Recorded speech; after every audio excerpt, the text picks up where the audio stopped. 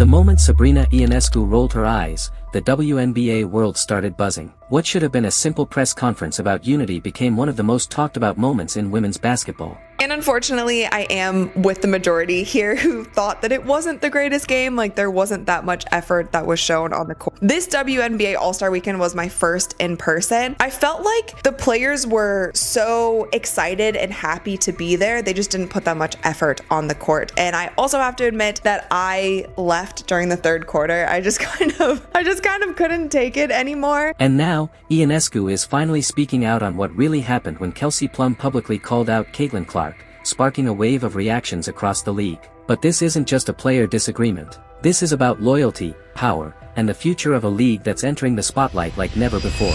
Ionescu's words weren't just supportive, they sent a clear message about the tension brewing behind the scenes. Before the All-Star game, WNBA players held what was supposed to be a private meeting about pay equity. The plan was simple: wear matching shirts that read, "Pay us what you owe us," as a symbol of unity. But according to multiple sources, the meeting was anything but united. Reports suggest that several players, particularly those on Team Clark, had concerns about the timing and messaging of the protest. Some felt the focus should remain on celebrating the All-Star game rather than turning it into a political statement. Others worried about alienating fans who were already frustrated with the league's constant activism. The tension in that room was reportedly intense. Veterans who had been fighting for better pay for years felt disrespected by younger players questioning their methods. Meanwhile, newer stars like Clark were caught in the middle, trying to support their colleagues while protecting their own brand relationships. What was supposed to be a quick coordination meeting turned into a heated debate about the direction of the league itself. When game day arrived, most players went along with the shirt plan, but the absence of several Team Clark members was noticeable, and Kelsey Plum was ready to make sure everyone knew about it. The press conference started normally enough. Players discussed the game, praised the fans, and talked about the excitement of All-Star Weekend, but then Plum saw her opportunity. Sitting next to Sabrina Ionescu, she decided to go off script with a comment that would ignite a firestorm across social media. Not to tattletale, Plum said with a smirk, but zero members of Team Clark were very present for that. The words hung in the air like a toxic cloud. It wasn't just shade, it was a calculated attack designed to paint Clark and her teammates as selfish and unsupportive of their fellow players' fight for better conditions. But Plum made one crucial mistake. She delivered this attack while sitting directly next to one of Clark's closest allies in the league. Ionescu's reaction was instantaneous and devastating. Her eye roll was so pronounced it became a meme within hours, but her verbal response was even more cutting. "That really needed to be mentioned," she said with dripping sarcasm. In that moment, Ionescu didn't just defend her friend, she exposed Plum's comment for what it really was: unnecessary, divisive, and completely unprofessional. The contrast was stark. While Plum was throwing teammates under the bus for social media clout, Ionescu was demonstrating real leadership by shutting down the drama before it could spiral further. The business implications of this controversy are staggering, and they explain why Ionescu's defense was so crucial. The WNBA is in the middle of negotiating a new media rights deal that could determine players' salaries for the next decade. That deal's value isn't based on past performance, it's based on current market appeal and future growth potential. And right now, that potential is almost entirely tied to Caitlin Clark's unprecedented popularity. When Clark was ruled out of the All-Star game with an injury, ticket prices crashed by 48% within 24 hours. Games without Clark see viewership drops of over 55%. Her return games pull in audiences that rival major men's sporting events. For veteran players to publicly attack the person driving their league's financial success isn't just petty, it's economic self-sabotage. Network executives and sponsors are watching these interactions carefully. They're not just buying WNBA games, they're buying access to Clark's massive fan base. When they see established players creating drama and division, it sends a message of instability that could cost everyone millions. This is exactly why Ionescu's response was so brilliant. She understood that protecting Clark wasn't just about friendship, it was about protecting the entire league's interests. Her quick shutdown of Plum's comments helped prevent the controversy from completely derailing the positive momentum the WNBA has been building. Clark's response to the entire situation was a masterclass in strategic thinking.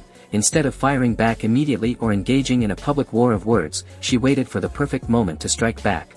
When Plum posted photos from All-Star Weekend on Instagram, including one where she posed in front of a massive Nike logo despite being an Under Armour athlete, Clark saw her opening. Her comment was simple but devastating: "Thank you for the Nike ad." 6 words that exposed Plum's hypocrisy while showcasing Clark's superior understanding of business and branding. Here was a player who had just attacked Clark while accidentally providing free advertising for Clark's primary sponsor. The irony was so thick you could cut it with a knife. The brilliance of Clark's response extended beyond just the comeback itself. It demonstrated why she operates on a completely different level than her critics. While they're focused on petty drama and public callouts, she's thinking strategically about long-term brand building and professional relationships. The response was subtle enough to seem playful to casual observers but sharp enough to expose Plum's mistake to everyone paying attention. What makes Ionescu's loyalty so remarkable is how it contrasts with the behavior of other veteran players. While some have chosen to diminish Clark's contributions or minimize her impact, Ionescu has consistently praised Clark's transformational effect on the league.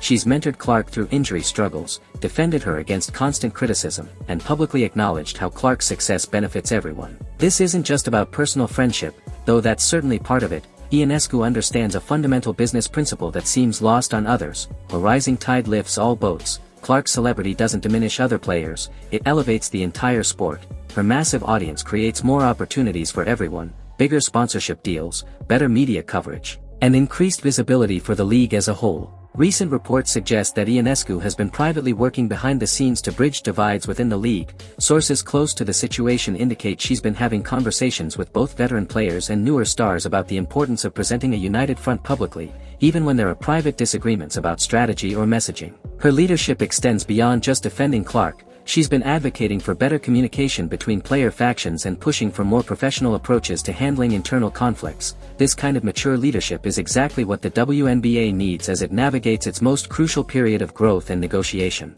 The real story here isn't just about one press conference controversy, it's about a league at a crossroads, struggling with how to handle unprecedented success and the growing pains that come with it. The WNBA has spent decades fighting for respect, attention, and financial stability.